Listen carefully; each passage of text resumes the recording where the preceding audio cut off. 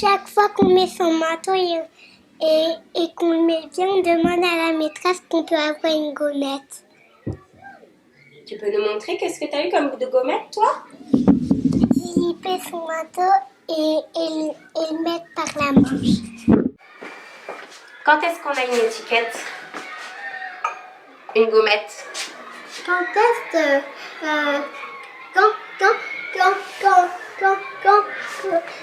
quand on met son manteau bien?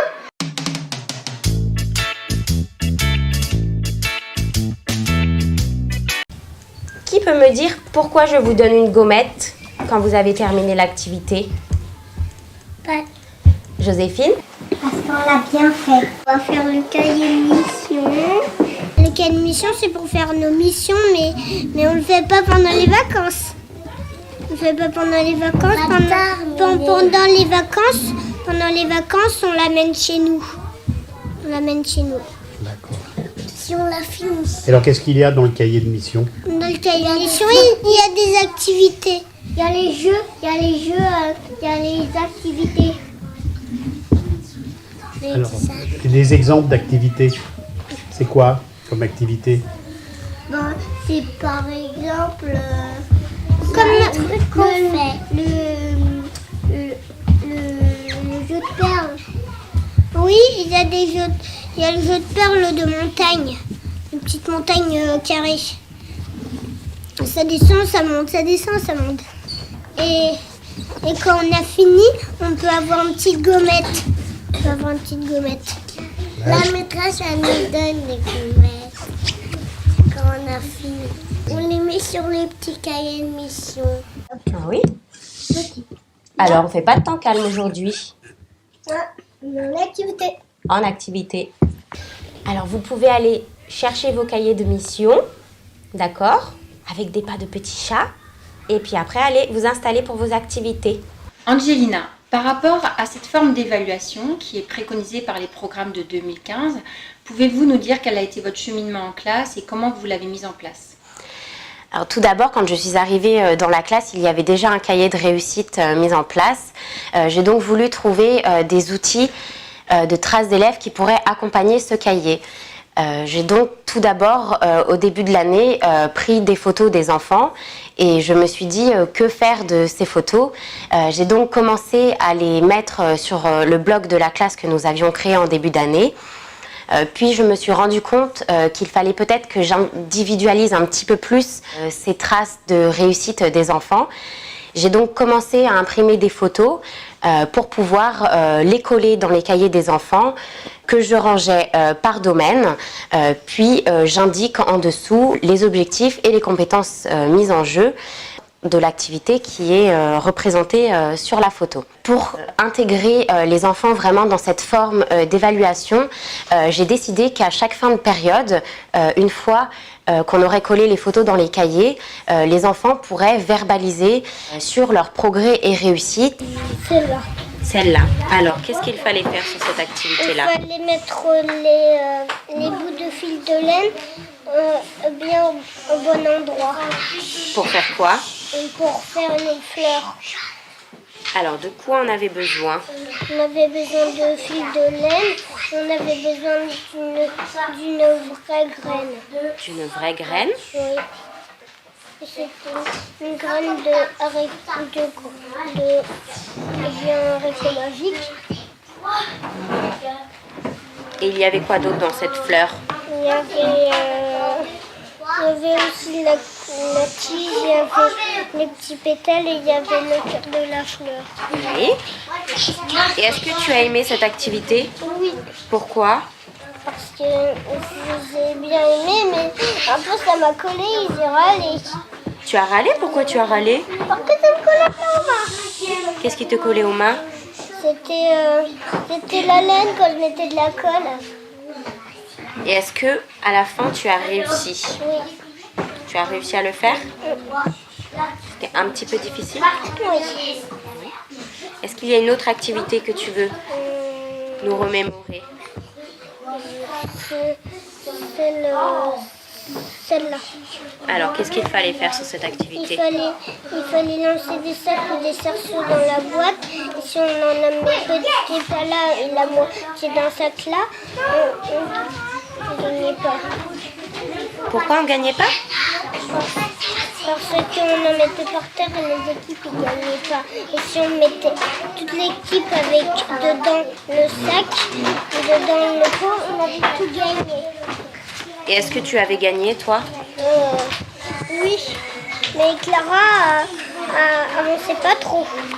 En verbalisant leur réussite, les enfants prennent vraiment conscience de ce qu'ils ont appris pendant cette activité-là. Ils peuvent même me dire s'ils ont trouvé ça facile ou difficile. Et puis ça leur permet après aussi de mieux raconter aux parents en arrivant à la maison ce qu'ils ont fait pendant la période. Et alors quel est ce chiffre? 5. Et est-ce que tu es sûre que tu as fait 5 petites boules là? Je sais pas qui l'a. Adrien, il en a 5.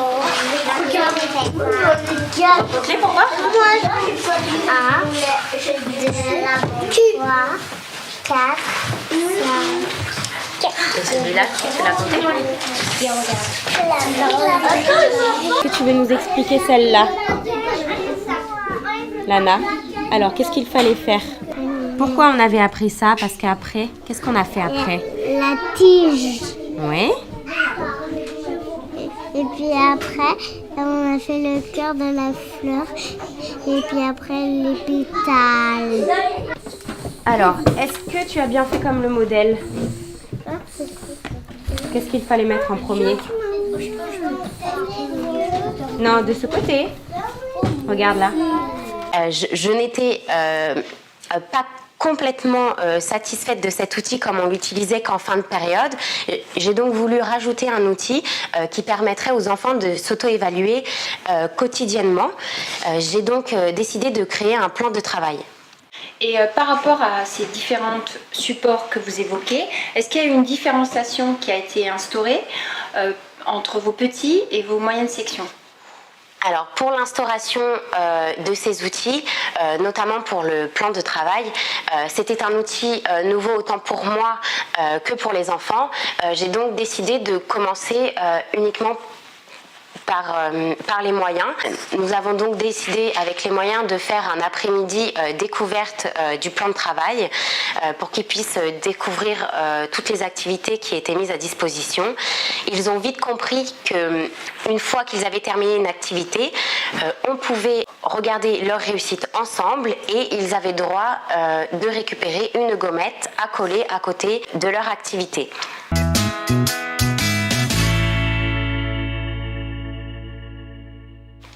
Et ce qui les a motivés aussi un peu plus, c'est qu'on a fini par appeler ce plan de travail le cahier de mission. Après quelques semaines, j'ai fait un constat qui était que les moyens avançaient à différents rythmes et n'avaient pas le même niveau sur le plan de travail que j'avais créé au départ. Et j'ai également observé que les petites sections commençaient à regarder les moyens avec envie. Aux vacances d'après, je me suis donc fixée comme objectif de créer un plan de travail avec 3 niveaux différents pour les moyens et de commencer à introduire pour les petits un plan de travail également pour certains petits que je pensais prêts à aborder un tel outil.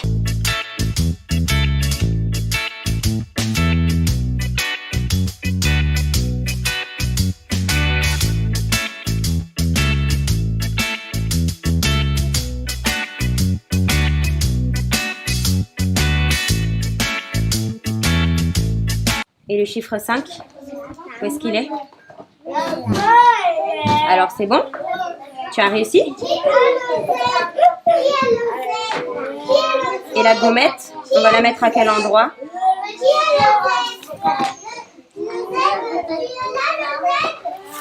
Tu l'as fait combien de fois déjà cette activité? Une. Et là, ça fait? 2e fois. Bravo. Revenus de vacances, les moyens ont donc retrouvé leur nouveau plan de travail et les petits ont commencé à se servir aussi de leur cahier de mission.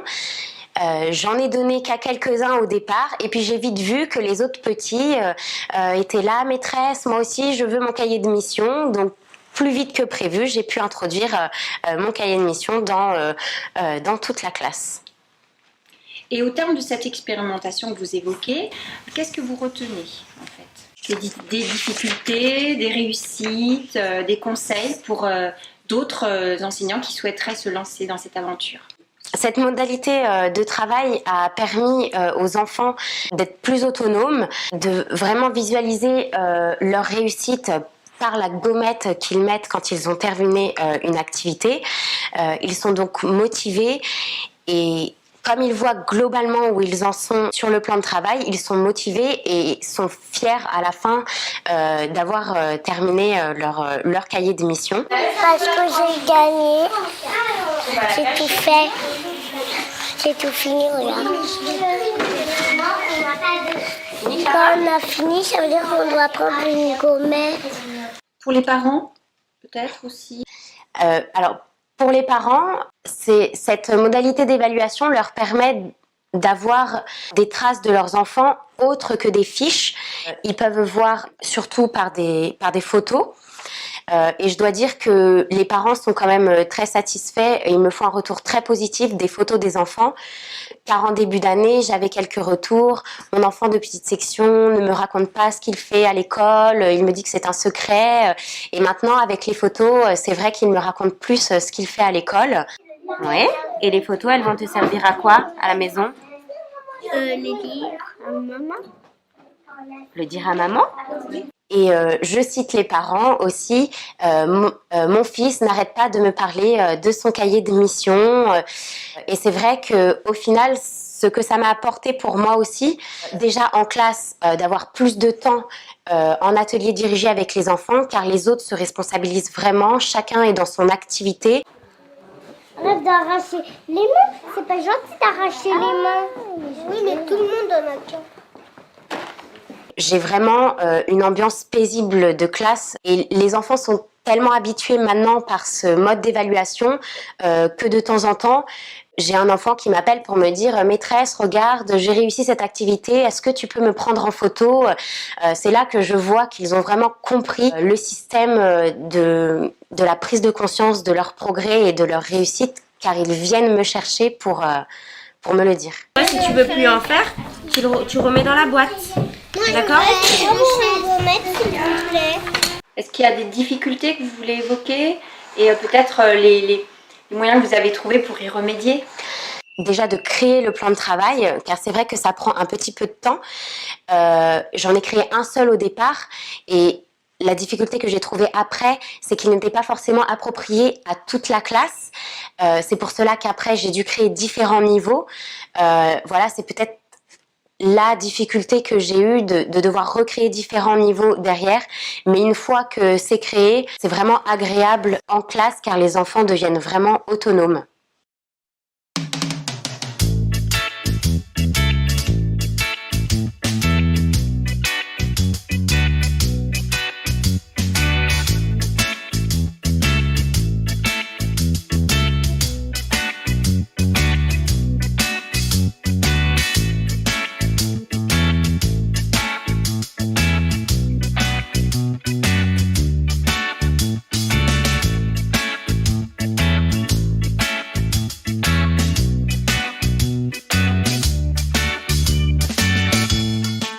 Vraiment acteurs de leur évaluation. Oui, exactement. Merci Angelina.